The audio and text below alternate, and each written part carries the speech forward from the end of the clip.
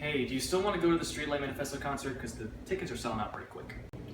I just don't know if I want to. I have the money, but like... But I just don't know if I want to.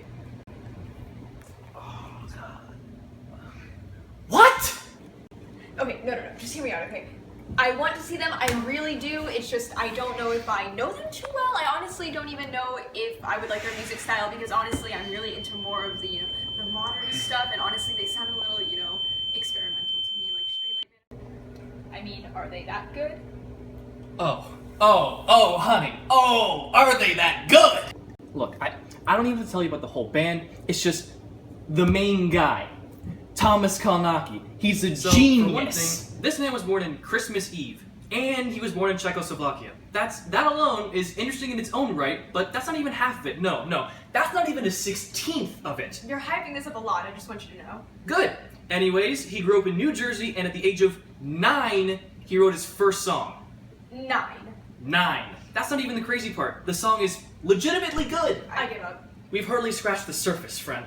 In 1998, one of the most legendary ska albums came out. Wait, what is ska?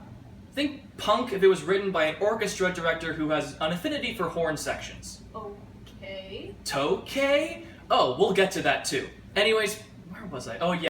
The album Keys Be Nights was released by Catch-22, led by none other than Tomas Kalnoky. This album was legendary and was written primarily by Kalnoky when he was 16 years old. The dude's a prodigy. Jeez, no kidding. Yeah.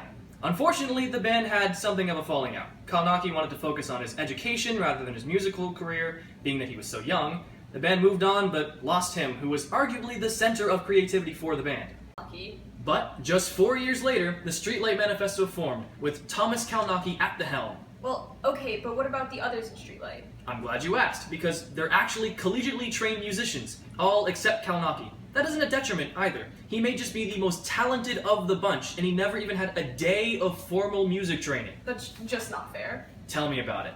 So, Streetlight Manifesto released albums in 2003, 2007, and 2013, all to high acclaim amongst critics and fans alike. That's not to say it was easy for Kalnoky and his merry manifesto of the Streetlight. No. Far from it, really. Their record label, Victory Records, had been hounding them incessantly. Their evil boss, Tony Brummel, had barred their 2013 records, The Hand That Thieve, from being released.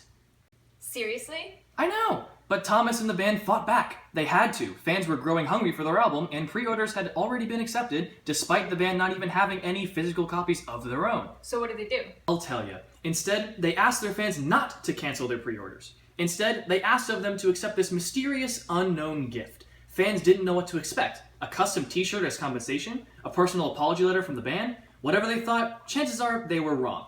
Instead, in the mail came a blank CD and a link to a pirating website. Tomas, with agreement from the rest of the band, asked you, sincerely, to steal their album from the men who stole it from them. To take back from the hands that thieve. Get it? Wow, that makes a lot of sense. And it worked, but then they sued him. Not entirely surprising. Not because of why you think, though. See, the band tried to quit Victory Records, and they did, but Victory Records found a loophole, claiming that the band didn't release the full 4 records that was required of them. Even though, technically, they did. They released an album full of covers called 99 Songs of Revolution, but Victory claimed that, since it was a cover album, it didn't count. They're really reaching, aren't they? And remember Tokay? How I reached so hard to make that reference? Yeah, Tokay is Thomas's side project where he covers Streetlight songs, aka his own songs, acoustically. Then they sued him harder, claiming he stole content from the record label. Not awesome. Not in the slightest. And sorry to say, I don't know the conclusion to that. No one does. The lawsuit is still in contention to this day.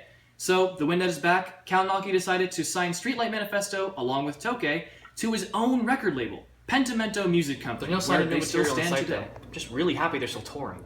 I should really go to this concert. Oh, thank God you came around. You want to go listen to him? Oh, for sure.